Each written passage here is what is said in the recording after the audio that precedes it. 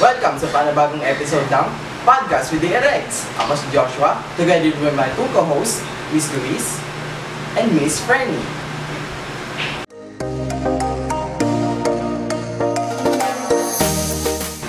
Now that we have started our podcast, syempre dapat yung topic natin is also great, no? Yes, partner. And this person was just so great using her talent and very successful in life. Ano sa tingin mo? Yes na yes, partner. Ako popular man niya, lifestar, or even her love life. Grabe, kabog. This OPM artist has conquered Filipinos right nung una pa lang. And yun ay walang iba kundi si Casey Tandingan! She made her name in industry. From bottom to the top talaga. Now that we talk about Casey, pag-usapan naman natin kung sino nga ba siya before pa siya sumikat. From being a simple yet palabang probinsyana ng Daegu City in Davao del Sur, nangangarap mabigyan ng komportabling buhay ang kanyang pamilya. Nag-gain ng confidence through her newfound voice at si Casey ay naging successful at kilalang artist ng Pilipinas. Sa nagdaang dekada na nasa entertainment scene siya, nakita natin yung overall evolution ni Casey, kung paano siya manamit at paano niya i-present yung sarili niya based on her lifestyle on singing and versatility as a performer. And throughout the years, naprove talaga ni Casey yung sarili niya as one of the most bankable and decorated artists sa buong Pilipinas. And nag-take rin siya ng mga mentor jobs in several reality shows. And noong 2023, isa lang man siya sa napiling newest judges sa The Voice Kids Philippines Season 5. Siyempre, bago siya makarating sa point na yun, ang haba pa ng pinagdaanan yung journey, no? Like, sumali siya sa X Factor Philippines. Oh yes, I remember that. Casey started singing when she was young, but unfortunately, kailangan niya huminto dahil sa throat problem niya. But ito yung naging dahilan kung para ma-develop pa yung singing style niya and na-impress yung mga X Factor judges. And huwag ka, nanalo siya ng grand winner of that show performing Superstar by Luther Vandross. Well, isa lang naman yan sa napakarami niyang ginawa in life just to be successful in our present time. So now, pag-usapan naman natin yung cultural influence ng ating OPM artist na si Casey. Yes, well, Casey's cultural influence lie in her advocacy para sa lingwahe natin and the preservation ng regional dialects through her music. And kumanta rin siya ng Bisaya and other Filipino language pa as a way para makonect siya sa audience na express yung Filipino identity niya. And yung work niya with Disney, yung song na gabay for Raya and the Last Dragon, pinahighlight nito yung kultura ng Pilipino sa international media. Balik tayo rin sa pag-promote niya ng Filipino language and yung regional dialects. Si Casey kasi in-inspire yung other Filipino artists para ma-embrace ng mga native language natin.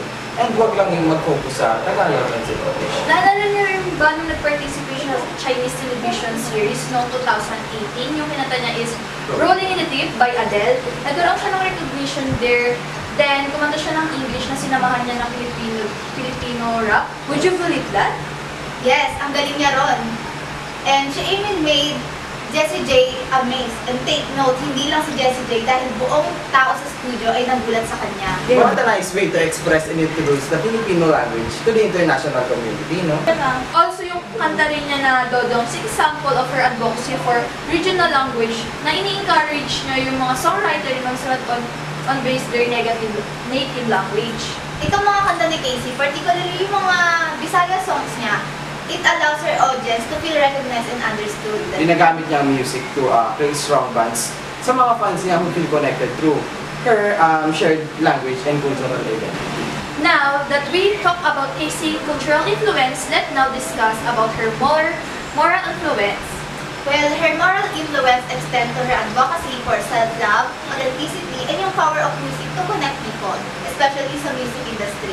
Ini-inspire niya yung iba na i-embrace ang totoong sila, i-overcome yung challenges, and find their voices. Also, yung mga kanta niya and performance niya is talagang nagko-convey ng message of resilience, unity, and yung kahalagahan ng pagiging totoo sa iba.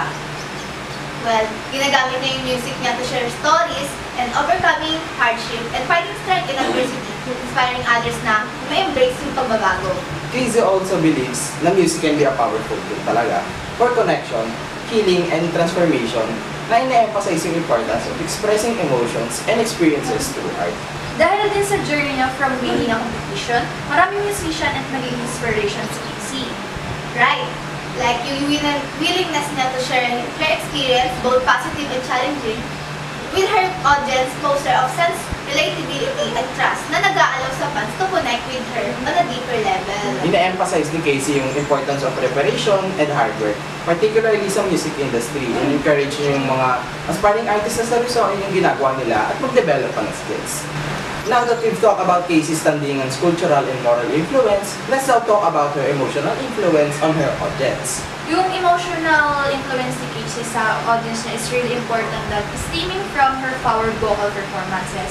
Yung nakaka-relate yung mga kanta niya and yung ability niya to connect the fans through her music.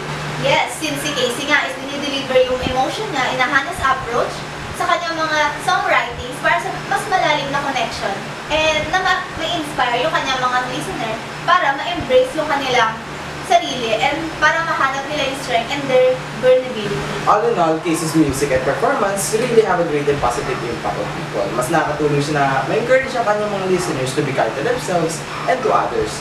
Mas na-inspire din sila na i-pursue ang kanilang dreams with courage.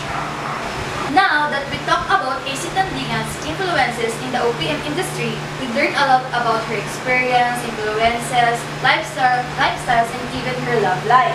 Yes, it's fun talaga knowing about Casey's life and be more familiar about how OPM artists influences and affects people with their very own music. After analyzing the influences of Casey, mas na-encourage talaga to know and learn more about OPM artists. If you enjoyed listening to this podcast, you can suggest more OPM artists for us to talk and we will gladly discuss about them. And that's it for another episode of Podcast with the Rex!